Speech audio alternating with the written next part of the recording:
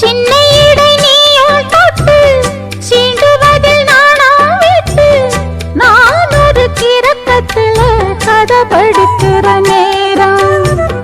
சித்திரம் போல் நீயும் மின்ன சில்மிஷமும் நானும் பண்ண ஆனந்த குளத்தினிலே அலையடிக்கிற காலம். உன்னை எண்ணி ஏங்கி இருந்தேன் உன்னிடத்தில் என்னை இழந்தேன். கண்ணிரண்டும் பூத்து கிடந்தேன் கட்டில் வர காத்து கிடந்தேன். வாலிபம் தவம் இருந்த வேளை வந்ததையா.